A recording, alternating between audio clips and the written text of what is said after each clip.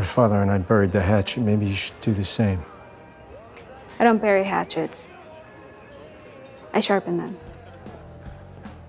Well, Wednesday certainly is a very intense person. If you're having trouble getting your accounting work to balance, don't be intense like Wednesday. This next scene has all you need to know to get back in balance, including these 4 steps to balance. Let's get started. Hi, I'm Professor Kathy, and I help students get better grades in less time. And I teach using a Netflix style of learning. And this week I'm watching Wednesday. Now, in this scene, Wednesday stops dancing. She looks angry. Now, if you're out of balance and you've made it all the way to step 4, it is time for you to, step number 4, get angry.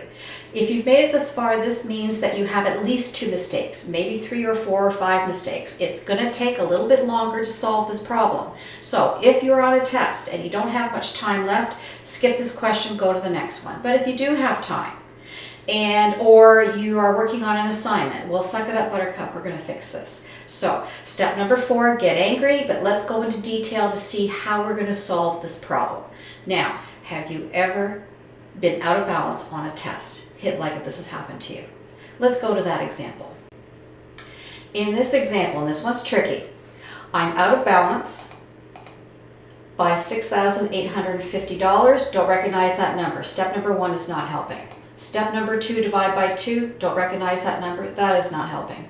Step number 3, the amount I'm out of balance is not evenly divisible by 9. This means that I've made at least 2 mistakes, maybe 3 or 4 or 5. Let's hope not. So if you're in this position, if you have time, because it's going to take you longer to find your mistakes, if you have time, go through and find the easiest mistakes first. The easiest mistake to fix is when you have missed a number.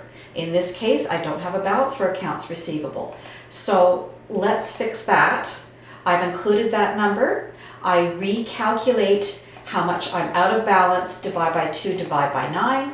The amount I'm now out of balance is divisible by 9. So I go through and see if I reverse numbers or dropped a number. So I compare my balances to my general ledger. And sure enough, cash, I reverse the 1 and the 5. I am now out of balance, a number that is divisible by 9, so I must have done it again. I check my numbers again. And sure enough, common equity, I dropped a 0. I am now in balance after making 3 mistakes.